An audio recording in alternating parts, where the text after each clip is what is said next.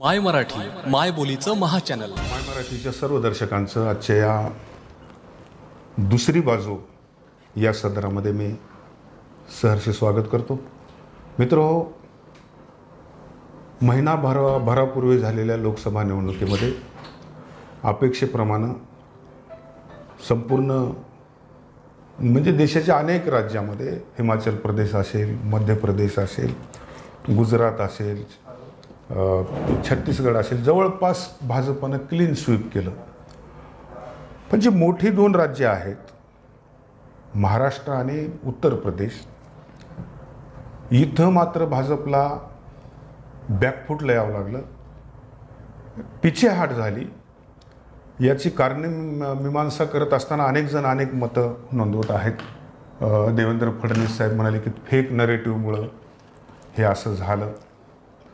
आणखी कुणाचं काय मत आहे, आणखी कुणाचं काय मत आहे, पण माझं मत काय आहे यापेक्षा जे खऱ्याला खरं किंवा खरं तेच माझं तेच खरं असं न म्हणता खरं तेच माझं म्हणणारे भाजपचे प्रदेश प्रवक्ते आदरणीय गणेशदादा हाके यांच्याकडे मी आलो आहे. आज त्यांच्याकडून जाणून घेऊया की भाजपचे महाराष्ट्रामध्ये विशेषतः जी पिछेहाट झाली त्याचं कारण फक्त फेक नरेटिव्ह आहे की आणखी काही. मी प्रश्न विचारणार. दादा, आपलं स्वागत आहे. दादा, काय वाटतं की महाराष्ट्रामध्ये भाजपची जी अनपेक्षित पिछेहाट झाली याचं काय कारण किंवा काय काय कारण असावीत असं आपल्याला वाटतं? नाही, फेक नेरेटिव्ह हे एक कारण आहेच. त्याशिवाय की हे वस्तुस्थिती तुम्ही म्हणालात तसं खरंच बोललं पाहिजेत की ज्या पद्धतीनं गेल्या 2-2.5 वर्षामध्ये भारतीय जनता पार्टीनं म्हणजे युती केली, माननीय एकनाथराव शिंदे साहेबांच्या शिवसेनेबरोबर जी युती केली, शिवसेना फोडून स्वतंत्रपणे एक गट निर्माण करून पुन्हा त्याच पक्षाला एक मान्यता मिळवली आणि तो शिवसेना पक्ष तो तिथपर्यंत एक जनतेच्या मनामध्ये अजिबात हे नव्हती की ठीक आहे, राजकारणामध्ये असं फोडाफोडीचं राजकारण किंवा आणि कालचे सहकारी होते. आणि एका आयडिओलॉजी जी भारतीय जनता पार्टीची आहे ती आयडिओलॉजी म्हणजे हिंदुत्वाची आयडिओलॉजी, ती शिवसेना ही त्याच मुशीतून आलेली असल्यामुळं ते सर्वसाधारण मतदारांना ते पटत होतं किंवा ठीक आहे, म्हणजे एका समविचारी लोकांची युती झालेली आहे. अगदी बरोबर. आणि ती कशा पद्धतीने झाली त्याच्याकडे लोक पाहत नव्हते, पण एक समविचारांची युती झाली, फार चांगलं झालं, ठीक आहे, सत्ता आली. पण अजितदादाबरोबरच्या युतीच्या संदर्भामध्ये आम्ही कितीही काहीही समर्थन जरी करत असलो, भारतीय जनता पार्टीच्या आम्ही एक नेते म्हणून एखाद्या गोष्टीचं समर्थन जरी करीत असलो तर आमचं समर्थन लोकांना आवडलेलं नाही. करेक्ट. आणि लोकांना शेवटी जनता जनार्दन हे सर्वश्रेष्ठ आहे. अगदी बरोबर. बरं का. आणि कोणाला ते तुम्हाला विरोध करू शकत नाहीत. राजकीय नेत्यांना, राजकीय पक्षाच्या मोठ्या हायकमांडला ते विरोध नाही करू शकत. निर्णय काय घ्यावेत हा पक्षाचा निर्णय असतो, पण तो निर्णय योग्य की अयोग्य हे ठरवण्याचा अधिकार जनतेला आहे. अगदी बरोबर. आणि म्हणून जनतेनं तो निर्णय जो अजितदादांना घेतल्याचा जनतेला आवडला नाही. आम्ही जेव्हा प्रचाराला जायचो तेव्हा मला लोक म्हणायचे की तुम्ही 2-3 दिवस अगोदर सगळ्यात भ्रष्टाचारी अशा स्वरूपाचा राष्ट्रवादी पक्ष असं तुम्ही माननीय पंतप्रधान त्याचा उल्लेख करतात आणि तिसऱ्याच दिवशी तुम्ही त्यांच्याबरोबर युती करून त्यांना सरकारमध्ये घेऊन त्यांना उपमुख्यमंत्री करता. मग ते 3 दिवसामध्येच ते भ्रष्टाचार त्यांचा धुवून निघाला का, की ते स्वच्छ झाले का? आम्ही कितीही आमच्या सोयीसाठी काही गोष्टी बोलत जरी असलो तरी शेवटी लोक, जनता जनार्दनाला आता तुम्ही म्हणजे काय करू शकत नाही. तुम्ही तुमच्या मनाप्रमाणे विचार करायला लावू शकत नाही. तुमच्या मनाप्रमाणे त्यांनी वागावं अशी तुम्ही त्यांच्यावरती सक्ती करू शकत नाही, किंवा तुमचे विचार त्यांच्या मनावरती बिंबवण्यासाठी तुम्ही काही वेगळ्या पद्धतीची कृत्युक्ती जरी केली तरी ते शेवटी विचार तुमचे ऐकायचे, स्वीकारायचे का नाही, शेवटी जनता जनार्दनाच्यावरती अवलंबून असतं. आणि मला असं वाटतं की आम्ही कितीही मान्य करू अथवा न करू, ही वस्तुस्थिती आहे की त्याचा परिणाम फार मोठ्या प्रमाणात झाला. हेतू अजितदादांना घेण्यामध्ये एक पॉलिटिकल हेतू होता, तो राजकीय होता, हेतू होता.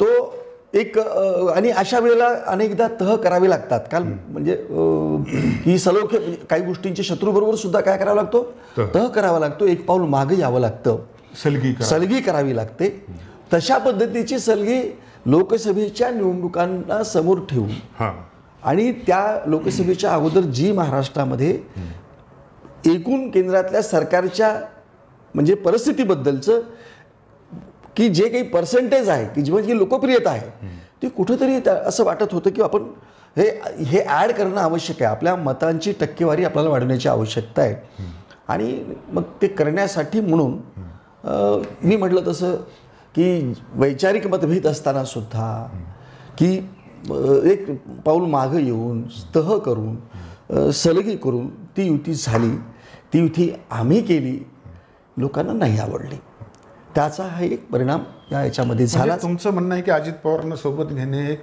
राजकीय चूकच होती असं जवळपास हो फेक नरेटिव्हच्या बाबतीमध्ये दादा मला एक आश्चर्य वाटतं की भाजपच्या काळामध्ये जेवढी कामं झाली हे अगदी मी प्रामाणिकपणे मान्य करतो रस्त्याची असते गडकरी साहेबांनी भारतातला सर्वात सुंदर रस्ता नागपूर ते रत्नागिरी बनवला पण दुर्दैव बघा नागपूरला गडकरी साहेब सोडले तर त्या रस्त्यात रत्नागिरीपर्यंत कुणीच तुमचं जिंकलं नाही ते अगदी खरं आहे तुमचं म्हणणं की फेक नेरेटिव्ह हा मी तुम्हाला सांगितलं ना फेक नेरेटिव्ह त्यांनी कसं केलं फेक नरेटिव्ह बद्दलच मी विचारणार तुम्ही फेक नरेटिव्ह ज्याला म्हणताय तुमच्या पक्षाचे केंद्रीय मंत्री कर्नाटक मधले म्हणतात की आम्हाला घटना बदलायची आहे हे जगजाहीर आहे माध्यमांच्या समोर बोललेले आहेत अयोध्येचे तुमचे उमेदवार म्हणतात की आम्हाला घटना बदलायची आणखी 2-4 प्रमुख नेते मला असं वाटतं की तुम्ही बाकी सगळं करता पण बोलण्याचे अधिकार प्रवक्ते कशाला नेमलेले असतात कुणीही बोलावं काहीही बोलावं आणि त्याचे परिणाम पक्षाला असं तरी होत नसावं आणि निश्चितपणे त्याचा परिणाम आम्हाला भोगावा लागला जे कर्नाटकातले आमचे नेते हेगडेजी जे बोलले ते अत्यंत म्हणजे बोलणं त्यांचं चुकीचं होतं बघा घटना बदलावी लागते परिस्थितीनुसार घटनेला तुम्हाला मोल्ड करावा लागतो तर मी तुम्हाला सांगितलं की ज्या सर्वाधिक जास्त वेळा घटना कोणी बदलल्यात काँग्रेसनं बदलल्या बरं त्या बदलल्या त्याची चर्चा झाली का कारण असं आहे की त्या परिस्थितीमध्ये ज्या वेळेला घटना लिहिली होती ती जेव्हा परिस्थिती बदलते तेव्हा काही वेळेला लोकांच्या जनतेच्या सोयीसाठी किंवा एखाद्या विशिष्ट वर्गाच्या सोयीसाठी एखाद्या घटनेला आपल्याला बदलावं लागतं त्याचं आपण त्याला दुरुस्ती म्हणतो आपण बाबासाहेबांनी बाबासाहेबांनी सांगितलं होतं की ती दुरुस्ती करायची ती दुरुस्ती करणं त्यात काही गैर नाही आहे पण मी म्हटलं ना तुम्हाला की नेरेटिव्ह त्यांनी अशा पद्धतीने सेट केला की त्यांनी त्यांनी ते वाक्य बोलले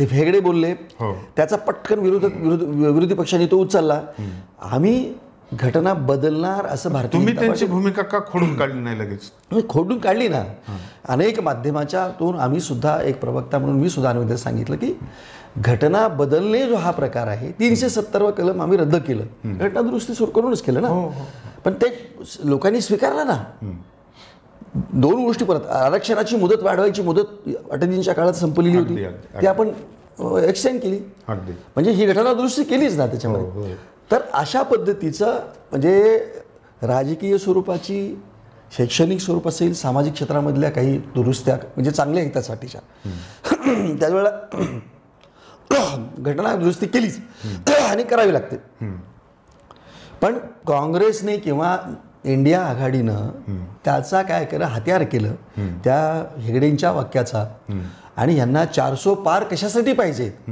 तर यांना घटना बदलायची आहे म्हणून 400 पार पाहिजेत असा त्याचा अपप्रचार केला आणि जे बाबासाहेबांना मानणारा जो एक अत्यंत देव म्हणून त्यांच्यावरती निष्ठा असणारा जो वर्ग आहे की आमच्या बाबासाहेबांनी लिहिलेली घटना हे बदलणार आहे करेक्ट आणि म्हणून तो राग की घटना नाही ह्यांना सत्तेवरच येऊ द्यायचं नाही जर हे जर आमच्या बाबासाहेबांची घटना बदलत असतील तर असा तो एक जो बाबासाहेबांच्या विचारांचा आंबेडकरी विचारांचा जो काही वर्ग होता तो भारतीय जनता पार्टीच्या विरोधात गेला दुसरी गोष्ट काँग्रेसचा एक जाहीरनामा होता त्या जाहीरनाम्याचा संदर्भ देत आम्ही आमच्या अनेक लोकांनी त्यावेळेला की संपत्ती ही मुसलमानांमध्ये वाटली जाईल आणि ज्यांना 12 मुलं आहेत त्याला ती संपत्ती वाटली जाईल अशा पद्धतीचं एक म्हणजे मतांचं ध्रुवीकरण करण्यासाठी वापरलेलं ते एक स्टेटमेंट होतं. पण त्याचा तो ते परिणाम असा झाला त्याच्यावरती की तमाम देशातल्या हिंदू म्हणजे मुस्लिम आहे की तो मुस्लिम वर्ग म्हणाला की अरे बापरे, हे जर पुन्हा सत्तेत आले तर आपल्या म्हणजे सगळ्या संपत्तीचं आपल्या ते काय करतील, डिस्ट्रीब्युशन करतील. म्हणजे आपल्या संपत्ती, खऱ्या अर्थानं तो शब्द सगळ्यांच्याच संपत्तीचं म्हणजे डिस्ट्रीब्युशन हा शब्द तो त्या अर्थाने तो ते मनोगत होतं, वक्तव्य होतं. पण त्याचा अर्थ दुसरं मुस्लिम बांधवांनी असा घेतला आणि ते प्रचार करण्यामध्ये मुस्लिम समाजाचे जे मौलवी असतील, गुरु असतील, ते सक्सेस झाले. आणि त्याचा आधार घेत काँग्रेस व्यवस्थितपणे मुस्लिमांच्या मध्ये ती व्यवस्थितपणे ती आधीच भारतीय जनता पार्टीच्या विरोधामध्ये मुस्लिम वर्ग समाज आहे. त्यांना असं वाटतं की सुरुवातीपासून भाजपबद्दल असा एक प्रचार केला जातो की मुसलमानांच्या मध्ये की देखो भाजपा आएगी तो तुमको कटवा देंगी, पाकिस्तान भिजवा देंगी, ही भीती ही सुरुवातीपासून काँग्रेस पक्षांनी भाजपबद्दल निर्माण केलेली होती. आणि गेल्या 10 वर्षाचा काळ जर पाहिला तर भाजप असं कुठल्याही समाजाच्या विरोधात नव्हती पण कधी. पण कसं असतं की निवडणुकीतले हे प्रचार असतात आणि हे जेव्हा जे एखादा पॉईंट एखादी म्हणजे ज्याला नेरेटिव्ह एकदा लोकांना सेट झाला, हे लोक मग त्या दिशेने विचार करायला लागतात आणि त्याचा परिणाम फार अल्प जरी असला तरी मतदान होईपर्यंत त्याचा परिणाम राहतो आणि त्याचा इम्पॅक्ट असं सत्तांतर होण्यामध्ये सुद्धा होतो. ही वस्तुस्थिती आहे. नेरेटिव्ह, फेक नेरेटिव्हचा परिणाम पण झाला. दुसरं कारण हे होतं, तुम्हाला मी सांगितलं तसं, आणि व्यक्त वक्तव्य, ह्या तिन्ही गोष्टीमुळं परिणाम झाला. तिसरा गोष्ट आपल्या महाराष्ट्रामध्ये जे मराठा आरक्षणाच्या संदर्भामध्ये जे एक फार मोठं आंदोलन माननीय मनोज जरांगीजींनी उभं केलेलं आहे, त्यामध्ये की भाजपा हे आपल्या मराठ्यांच्या विरोधात आहे आणि म्हणजे अशी एक प्रतिमा निर्माण करण्यात आली, असा एक नेरेटिव्ह निर्माण करण्यात आला की हे आरक्षण जे आहे, आरक्षणाला अडथळा कोणाचा आहे तर भाजपचा आहे, देवेंद्रजी फडणवीसांचा अडथळा आहे. अशा पद्धतीचं म्हणजे याच्या मागे सुद्धा एक व्यवस्थितपणे काय आहे की ती षडयंत्रच आहे की खऱ्या अर्थानं पाहिलं तर मराठा समाजाला आरक्षण देण्याची भूमिका पहिल्यापासून भारतीय जनता पार्टीची होती व स्वर्गीय गोपीनाथराव मुंडे यांनी पहिल्यांदा मराठा समाजाला, गरीब मराठ्यांना आरक्षण दिलं पाहिजेत. हे एक विरोधी पक्षाचा नेता असता म्हणजे सत्तेवरती शरद पवार असताना कोणी मांडलेलं होतं, गोपीनाथराव मुंडे साहेबांनी जाहीरपणे मांडलेलं होतं. ही वस्तुस्थिती आहे. त्याच्यानंतर म्हणजे काँग्रेसच्या सरकारनं आलेलं म्हणजे आरक्षण जे घाईघाईने आणि चुकीचं केलं होतं ते कोर्टात टिकलं नाही. भाजपचं सरकार आल्यानंतर पुन्हा भाजपनं 2014 सरकार आल्यानंतर स्वतंत्रपणे कायदा केला, स्वतंत्रपणे कायदा करून मराठ्यांना आरक्षण दिलं. ते हायकोर्टापर्यंत आरक्षण टिकवलं गेलं. सुप्रीम कोर्टामध्ये ती केस गेली आणि सुप्रीम कोर्टामध्ये गेल्यानंतर सत्ता भाजपची गेली आणि महाविकास आघाडीचं सरकार आलं.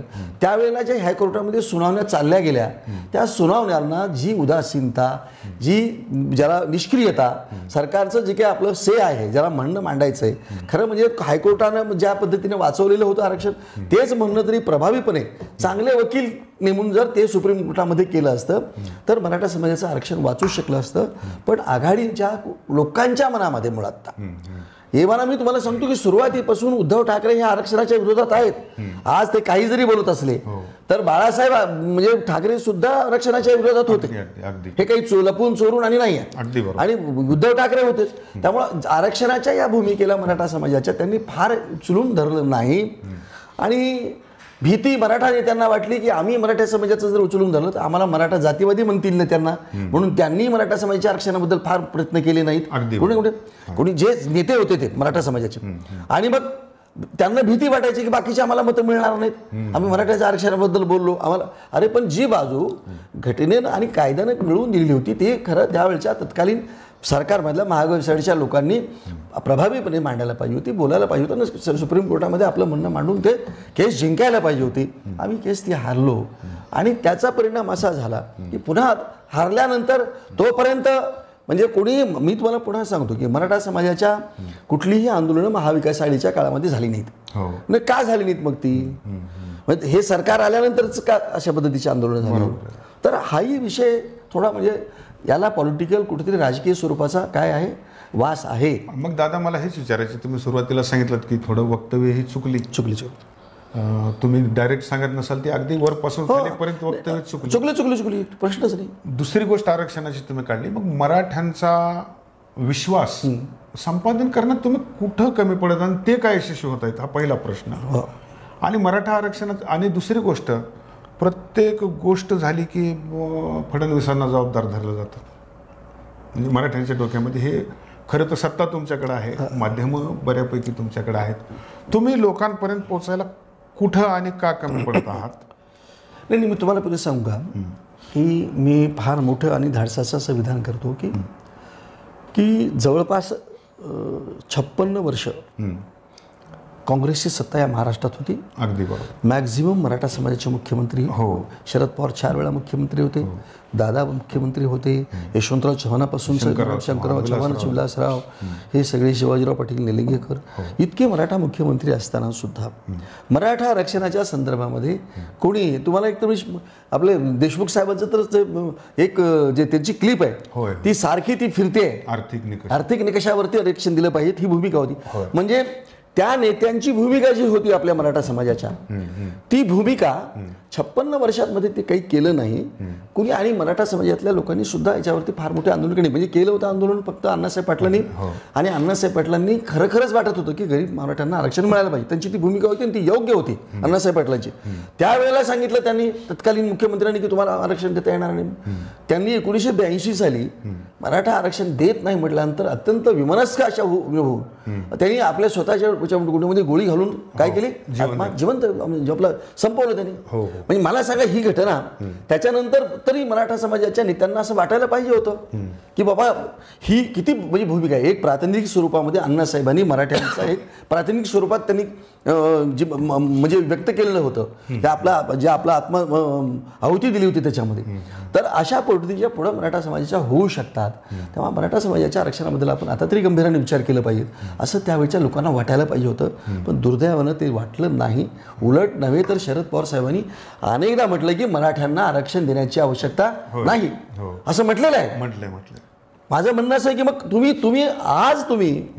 तेच भूमिका तुमची बदलून मनोज जरांगे एक भूत उभं करून तुम्ही, माझं म्हणणं असं आहे की त्यांनी खरं निर्माण केलं भूत.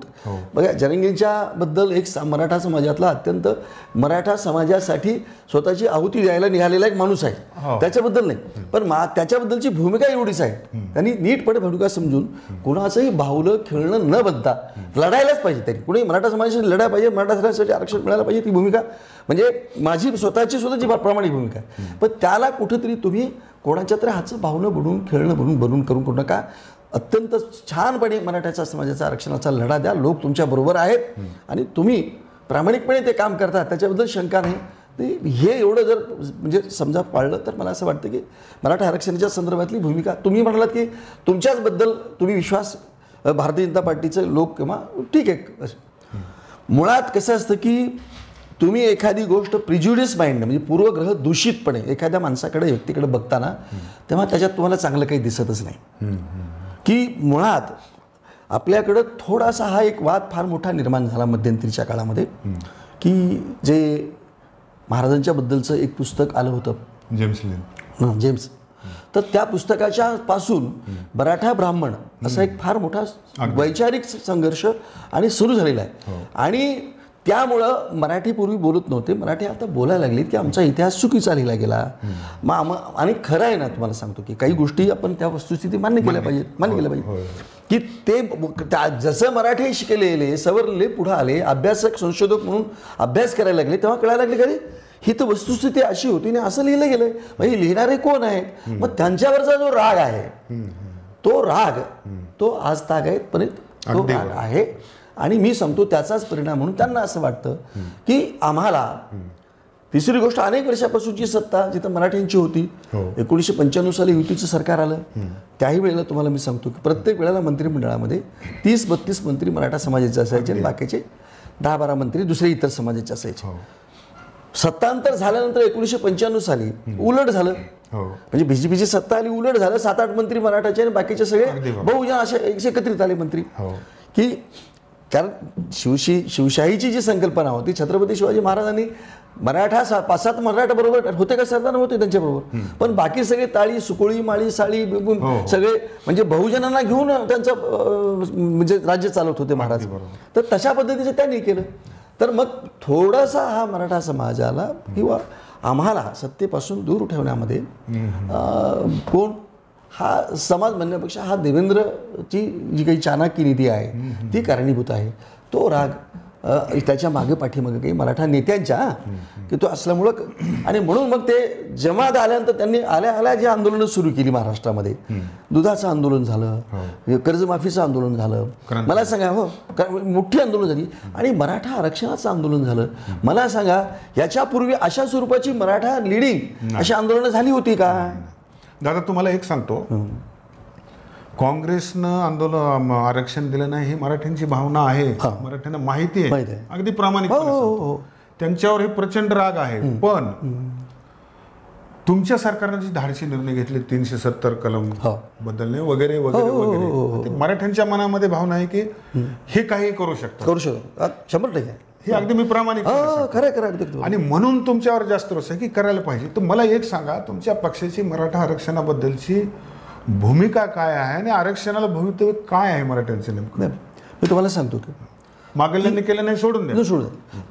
मराठा समाजाला आरक्षण देण्याच्या संदर्भामधली भूमिका ही प्रामाणिक आहे. केवळ मराठा समाजाचंच नाही तर सवर्णामध्ये सुद्धा ज्यांची आर्थिक परिस्थिती म्हणजे कमकुवत आहे अशा लोकांना आरक्षण दिले पाहिजे. म्हणूनच केंद्र सरकारनं घटनेत बदल करून 10% आरक्षण EWCचं काय केलं, आरक्षण दिलेलं आहे. म्हणजे त्याच्यात सगळेच आले जे गरीब समाज आहेत ते. तेव्हा ह्या मराठा समाज सुद्धा महाराष्ट्रामध्ये त्यालाही आरक्षण मिळालं पाहिजे. ही भूमिका सरकारची आमच्या निश्चितपणे भाजपची भूमिका आहे. मग कुठं घोडा? आणि पण म्हणूनच तुम्हाला सांगितलं की जो काही कायदा केला, आणि ज्या कसं आहे की जो तुम्हाला सांगतो की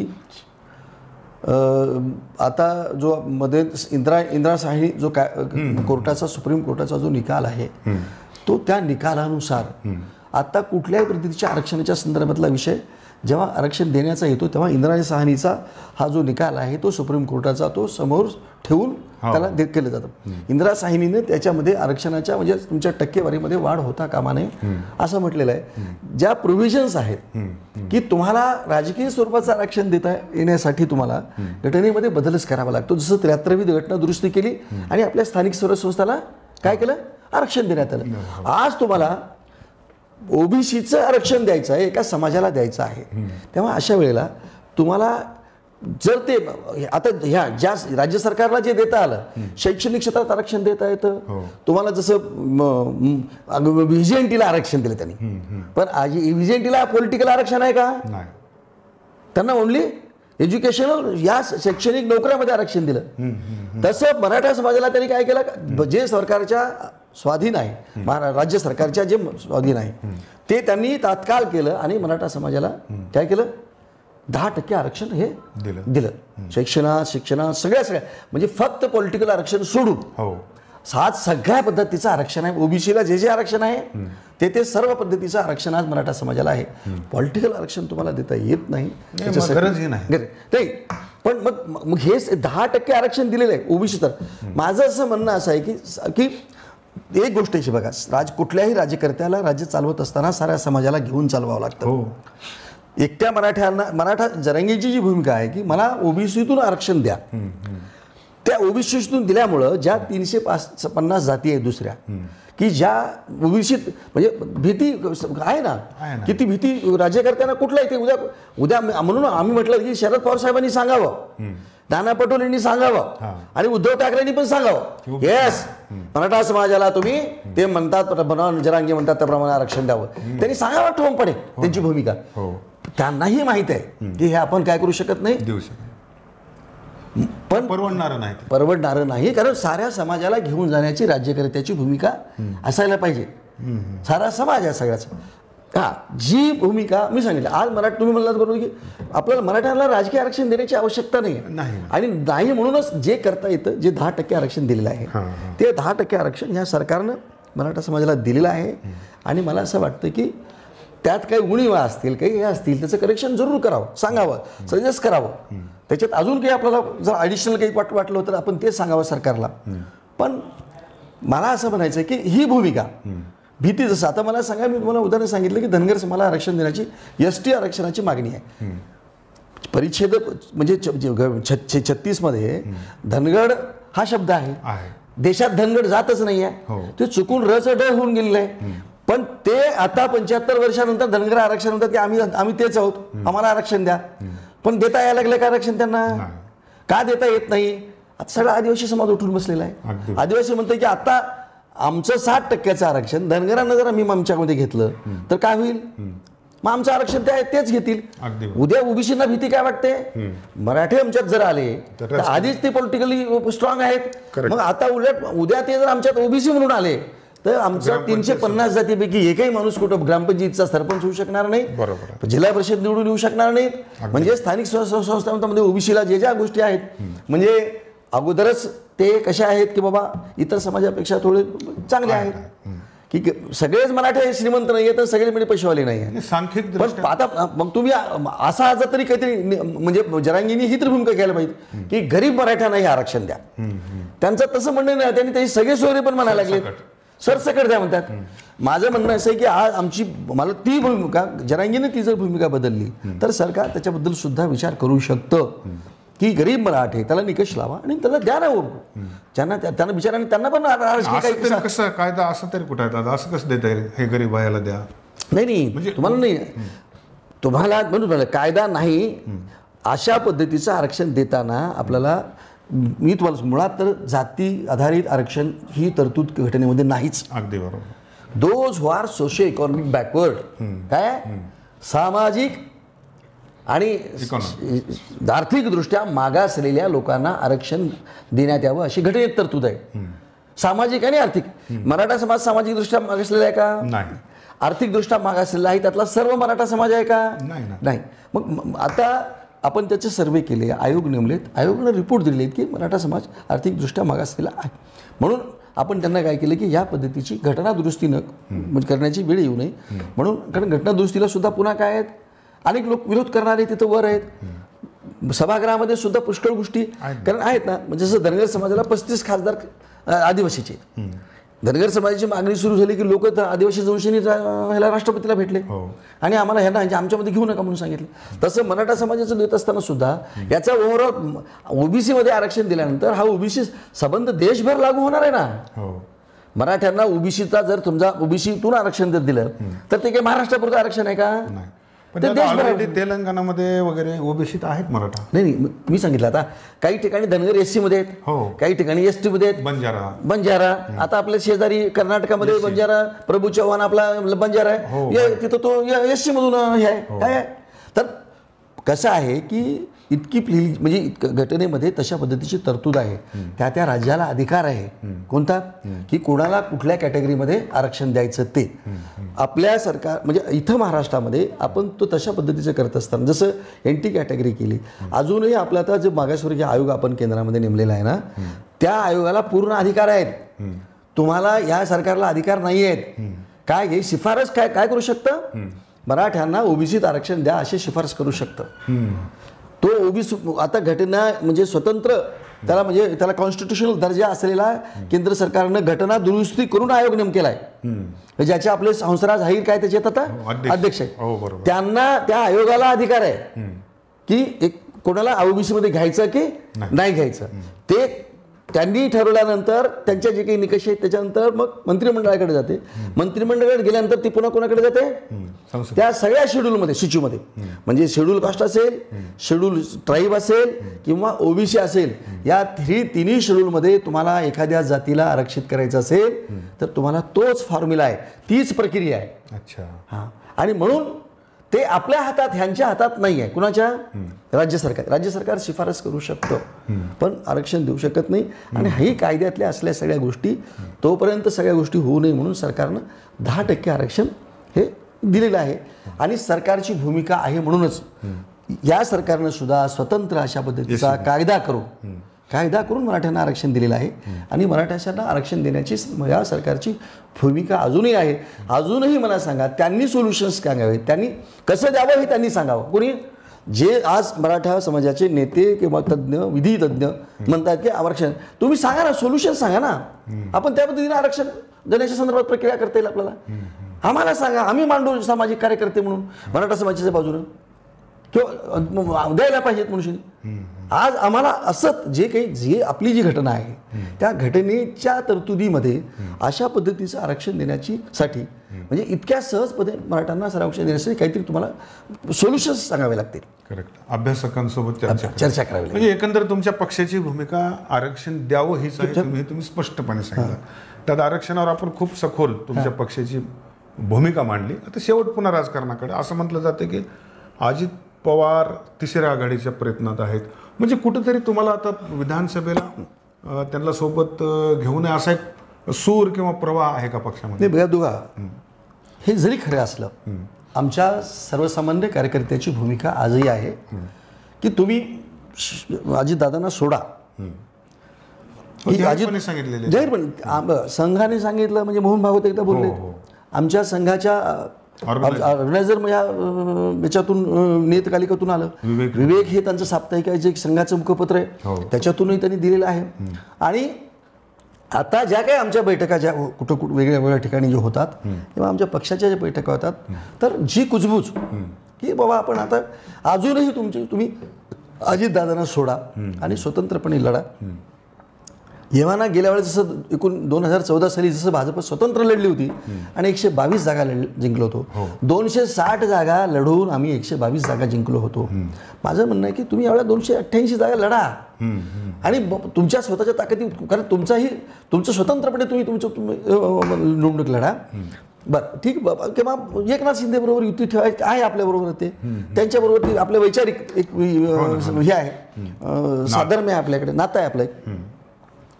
ही भूमिका आज आहे. पण आमच्या पक्षाची भूमिका ही धोका देण्याची नाही. लोकसभेला फायदा घेतला आणि आता विधानसभेला त्यांच्यामुळे तोटा होईल म्हणून त्यांना बाजूला काढण्याची पक्षाची ती म्हणजे इतकी तरी विश्वासार्हता, क्रेडिबिलिटी आपली असली पाहिजेत. आणि म्हणून दादांना काही असेल, दादाला बरोबर घेऊन फायदा असेल तोटा असेल, दादाला बरोबर घेऊनच महायुती निवडणुका लढेल. जे काही असं होईल ते ताकदीने लढू. जे काही नेगेटिव्ह फेक केले ते कुसकडू. दादाच्या संदर्भात सांगताना आम्ही समजून सांगू की दादा हे काय आहेत बाबा, की ठीक आहे विरोधी पक्षात असताना अनेक बेछूट आरोप कुणी करतं, म्हणजे आम्ही केलेले आरोप असतील कदाचित, आम्ही त्यावेळेला, पण जोपर्यंत आरोप सिद्ध होत नाही तोपर्यंत त्याला गुन्हेगार समजलं जात नाही. आहेत त्याच्यावरती आरोप आहेत, त्या म्हणजे केले त्यावेळेला आरोप, त्यांनी आमच्यावरती आरोप केले होते. त्यावेळेला माझं असं आमची भूमिका आहे की त्यामुळे या पुढच्या निवडणुका महायुती म्हणून भारतीय जनता पार्टी, शिवसेना, शिंदे गट, ही खरी शिवसेना आणि खरा राष्ट्रवादी असं मी म्हणतो. ते आम्हाला गद्दार डुप्लिकेट ते म्हणतात यांना. पण आता शेवटी निवडणूक आयोग, सुप्रीम कोर्टामध्ये आता 23 तारखेला त्याची काय आहे, आजच आहे सुनावणी. ती त्या सुनावणीमध्ये आता सुप्रीम कोर्ट काय निर्णय घेते बघू आपण त्याच्यावरती.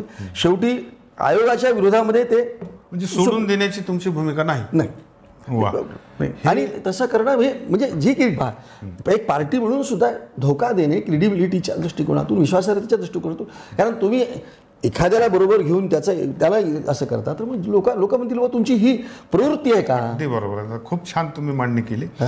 शेवटचा प्रश्न की आपल्या सगळ्यांना वाटतं की मराठा ओबीसी वाद झाला, पण भाजपच्या पराभूत होण्याला हे दोनच कारणं नाहीत दादा. भाजपवर राग दुसऱ्या एका फार मोठ्या वर्गाचा होता, तो ओबीसी मधला आहे, SC मधला आहे. त्या वर्गाचं नाव आहे शेतकरी. हे तुम्हाला मी अगदी ठामपणे सांगतोय. अगदी तुमचं म्हणणं ते बरोबर आहे. आणि आम्ही ते स्वीकारलेलं पण आहे. आमच्या त्या चुका काही झालेल्या आहेत का शेतकऱ्याच्या संदर्भातल्या झाल्या. तर तुमच्याकडे वेळ थोडा आहे, पण वेळ आहे. शेतकऱ्यांसाठी काही ठोस करणार आहात म्हणून सांगितलं तुम्हाला मी. शेतकऱ्यांसाठी आम्ही निश्चितपणे करणार. मला तेच सांगितलं ना, एक निर्णय घेणं सुरू आहे. शेतकऱ्यांना म्हणजे थकबाकीसह वीज बिल माफ, यापुढे वीज भाल असणार नाही कुणाला. 7.5 HP पर्यंतच्या ह्याला तुम्हाला निर्णय घेतलेला आहे. तो हा शेतकऱ्याच्या दृष्टिकोनातून निर्णय आहे. शेतमालाला जे भाव जादा पडलेले आहेत सध्या, एक जातो. दुसरी गोष्ट तुमचा होता की आमचा जो पराभवाचा तो आणखी दुसरं कारण होतं त्या पट्ट्यामध्ये, म्हणजे उत्तर महाराष्ट्रामध्ये कांद्याचे भाव.